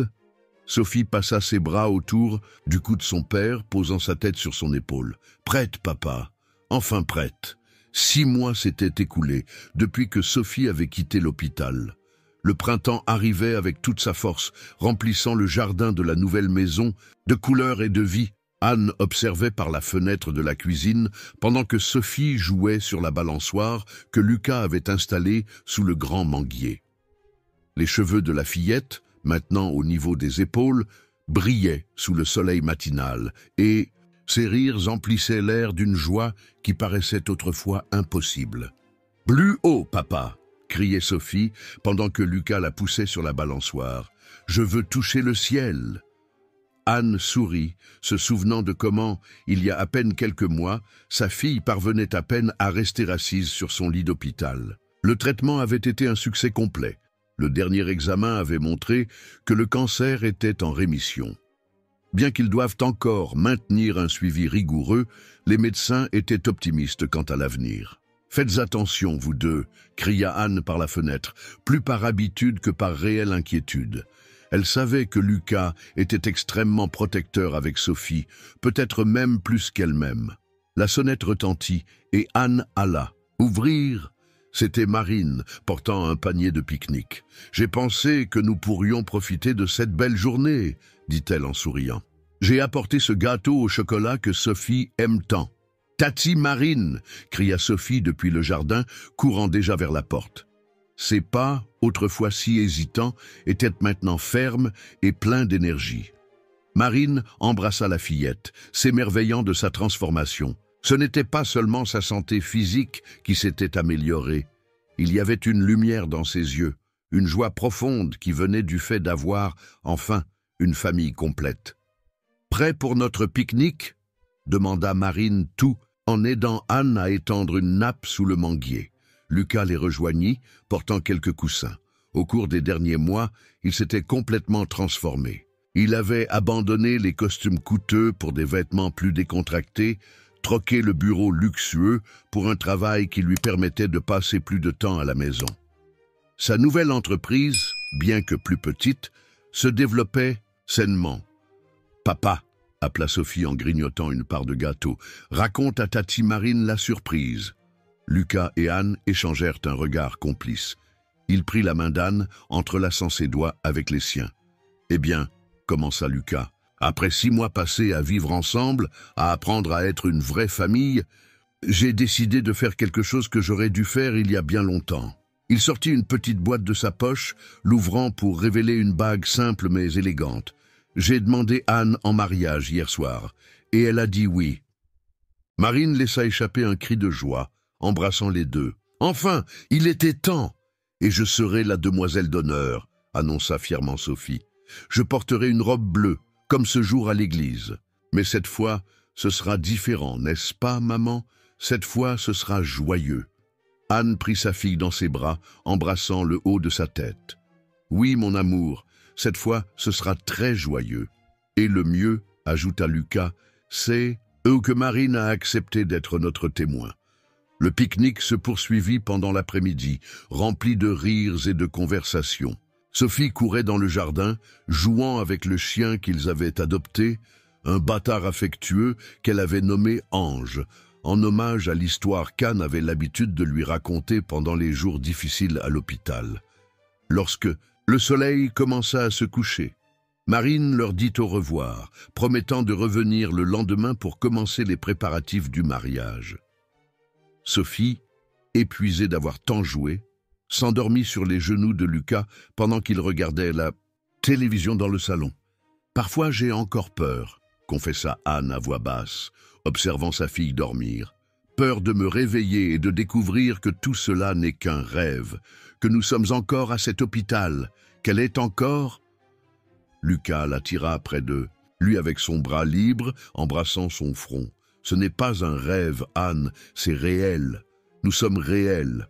Et je vais passer le reste de ma vie à compenser les années que j'ai perdues, à être le père et le mari que vous méritez toutes, les deux. » Et cette nuit-là, après avoir mis Sophie au lit, Anne trouva une enveloppe sur sa table de chevet. À l'intérieur, il y avait une lettre de Lucas. « Chère Anne, j'ai passé des années à vivre un mensonge, à essayer d'être ce que mes parents voulaient que je sois. J'ai gaspillé tellement de temps, j'ai perdu tant de moments précieux. Lorsque j'ai vu Sophie dans cette église, portant cette robe bleue, c'était comme si tout mon monde artificiel s'effondrait. J'ai vu dans ses yeux la même étincelle qui m'a fait tomber amoureux de toi il y a tant d'années. Presque perdre, notre fille a été la douleur la plus profonde que j'ai jamais ressentie, mais ce fut aussi mon salut. Cela m'a fait voir ce qui compte vraiment dans la vie. Cela m'a fait comprendre que tout l'argent et le pouvoir du monde ne valent rien si nous n'avons pas d'amour, si nous n'avons pas de famille. Je sais que je ne mérite pas votre pardon à toutes les deux. Je sais que 10 années d'absence ne peuvent pas être effacées avec quelques mois de présence. Mais je te promets de tout mon cœur que chaque jour qu'il me reste à vivre sera dédié à vous rendre heureuse. Sophie m'a appris plus sur l'amour et le pardon en quelques mois que je n'en ai appris de toute ma vie. Notre fille est un miracle. Non seulement parce qu'elle a survécu, mais parce qu'elle a conservé sa lumière, sa pureté, même après tout ce qu'elle a traversé. Lorsque tu as accepté de m'épouser, tu as fait de moi l'homme le plus heureux du monde. Non pas parce que nous aurions enfin une fin heureuse, mais parce que cela me donnait la chance de tout faire différemment cette fois-ci. De construire une nouvelle histoire, une histoire vraie. Je t'aime, Anne. Je t'ai toujours aimée, même pendant les années où j'étais trop perdu pour l'admettre. Avec tout mon amour, Lucas. Anne plia la lettre, des larmes silencieuses coulant sur son visage. Elle se leva et alla dans la chambre de Sophie, ayant besoin de voir sa fille, de confirmer une fois de plus que tout était réel. La fillette dormait paisiblement, son visage serein illuminé par la douce lumière de la lampe de chevet. L'ours, géant que Lucas lui avait offert le jour de sa sortie de l'hôpital, était à ses côtés, ainsi que la vieille poupée qu'Anne avait gardée pendant toutes ces années. Lucas la prit dans ses bras par derrière, tous deux observant leur fille dormir. « Elle est parfaite », murmura-t-il. « Oui », acquiesça Anne, « et maintenant elle a tout ce qu'elle a toujours voulu, une vraie famille. » Le lendemain, Sophie se réveilla tôt, excitée par les préparatifs du mariage. Pendant qu'ils prenaient leur petit déjeuner, elle fit des plans élaborés pour la cérémonie, insistant sur le fait qu'elle voulait aider à tout choisir. « Tu sais, maman, » dit-elle, pensivement tout en jouant avec ses céréales, « je pense que ce jour à l'église n'était pas si mauvais. C'était triste, mais c'était important. C'est le jour où papa m'a enfin vu pour de vrai. » Anne et Lucas échangèrent un regard, émus par la sagesse de leur fille. « C'est le jour où nous nous sommes tous vus pour de vrai, mon amour, » répondit Anne, embrassant le haut de la tête de Sophie. La matinée continua, remplie de rires et de projets pour l'avenir. Le soleil entrait par les fenêtres, réchauffant la cuisine de sa lumière dorée. Dans le jardin, les fleurs que Sophie avait plantées avec Lucas commençaient à éclore, promettant un nouveau départ. C'était une scène simple, quotidienne, une famille prenant son petit déjeuner ensemble. Mais pour Anne, Lucas et Sophie, c'était un miracle. Un miracle construit avec amour, pardon et le courage d'une petite fille qui n'avait jamais cessé de croire que sa famille serait un jour complète. Et ainsi, dans cette maison remplie d'amour et d'espoir, ils continueraient à écrire leur histoire. Une histoire qui a commencé avec la douleur et la séparation, mais qui a trouvé son chemin du retour vers le bonheur, prouvant qu'il n'est jamais trop tard pour recommencer, qu'il n'est jamais trop tard pour faire ce qui est juste. Parce que, parfois, il faut presque tout perdre pour trouver ce qui compte vraiment. Et pour Sophie, Anne et Lucas, ce qui comptait était là, dans cette cuisine ensoleillée, dans cet amour qui avait enfin trouvé son chemin du retour à la maison.